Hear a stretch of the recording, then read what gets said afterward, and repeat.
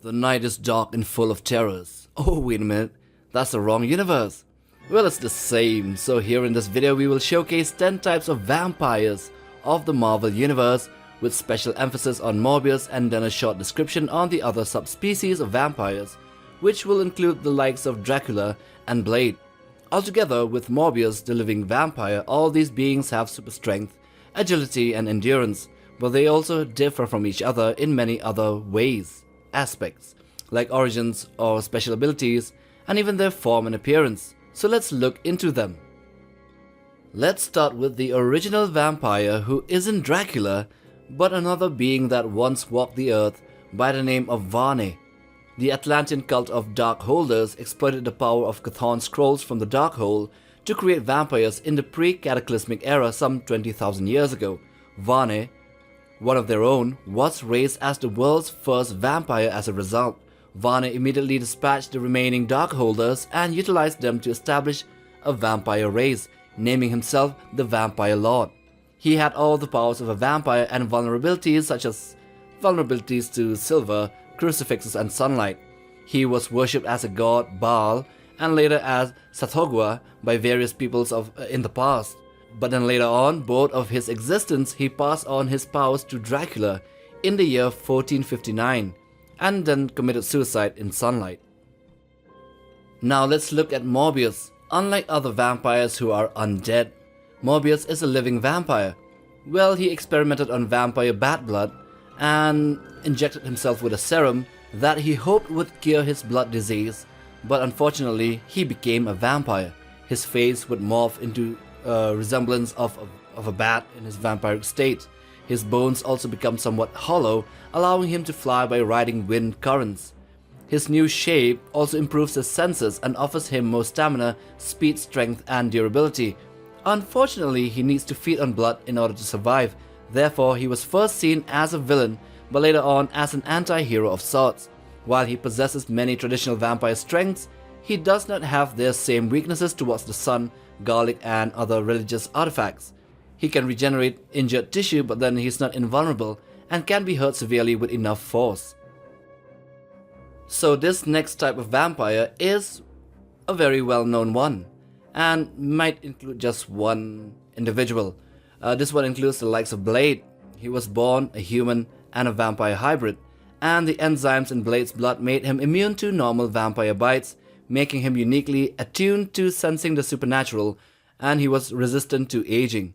Later, after being bitten by Morbius, Blade then gained some of the traditional powers of the vampires without developing their weaknesses. Well, he has superhuman strength, senses and stamina, plus an accelerated healing factor. Although Blade does not have any of the weaknesses of all the other vampires, he still did possess one weakness common to all: the need to feed on fresh blood in order to stay alive. However, rather than consume blood, he injects himself a specially designed serum that provides even better nourishment than blood, but without it, he would slowly succumb to his vampiric instincts and attack humans. Now we come to the different subspecies of vampires, starting with the Tricks. The Tricks, Tryks, are a subspecies of vampire and they differ in many ways to regular vampires. Tricks do not feed on humans but prefer to attack and feed on other vampires. The Tricks live in a kind of a hive, with most of their numbers being male, and a female being the queen of the hive, like bees and ants. All the Tricks have claws embedded in their palms and can be used as weapons. They produce a sharp spike from their chin which can paralyze humans and vampires, which also stops them from disintegrating after death, meaning the vampires. The poison in the spikes is a catalyst to start the transformation process.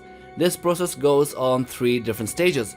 First, paralyzing the host, then form some kind of a symbiosis, and later transformation. Next, the Chaaniputra. These strange subspecies of vampires are gargoyle-like in nature. They are bulky and have a face of a bat and huge wings that come out from their backs. Chaaniputras mostly fly above mountains such as the Himalayas with their great wings, spending most or all of their time feeding in the sky. Chaaniputras also have a tough hide that is hard to damage without the weaknesses that is silver, bullets and blades or arrows made of silver. Although they are very reclusive, they still do attend a vampire gathering once every century. Next we have the Adzae. These are a race of African vampires that can survive being staked through the heart, the usual instantaneous method of killing a vampire. They could still survive for around 10 minutes due to their massive adrenaline rushes. This means that they are more vicious and stronger than the regular vampires and can fight for a longer time. Beheading seems to be the better solution to take them out. Next we have the pseudo-vampires. Well, there's another group of these vampiric beings that even though aren't real vampires, they still do exhibit many of their traits, and their origins are unlike that of Blade or Morbius, so these two heroes won't be included along with them. They are the demon Baal's disciples and had many of the same characteristics as typical vampires. They weren't actual vampires though. They wore fake fangs and were unaffected by ultraviolet rays, but they did consume human blood. Baal, that demon, gave strength on his servants, making them stronger, faster and more durable, yet they still lack true superhuman qualities. These pseudo-vampires come from the Gehenna region in the Middle East, mostly around Israel, and have been worshipping Baal for around 15,000 years. Next we have the Aquas.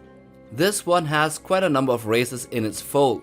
The Aquas are a vampire group composed of at least 3 distinct supernatural races: the Atlanteans, the Faceless Ones, and one more unidentified race that is more or less connected to ancient evil beings and the Great Old Ones. They have all the abilities and weaknesses of the surface living vampires. They can convert Atlanteans and humans into vampires much like their surface cousins.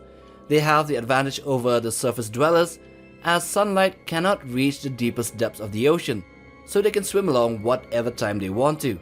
They also have vampirized a lot of underwater creatures over the thousands of years of their existence. Second last, we have the Yikiona. The Yikiona are snow vampires of Japan, spending their time as clouds of razor-sharp eyes, most of their time at least, and only turning into a humanoid form to feed. Their motives and most of their history is relatively unknown, but are thought to be the ones behind the Japanese folklore spirits of the same name. Then lastly we have the Husky. These are a variation of vampires who are revived as virtually mindless creatures trying to accomplish one last task from their human life before being destroyed. They only follow their base instinct and feed on small animals. They will not rest until they have completed a task from their human life. Anyway, with that we come to the end of this video. So do hit that like button for support and subscribe as well to be a part of the MindQ family. But most of all, smash that bell icon for regular updates on new videos right here on this channel. Till the next one, take care fam.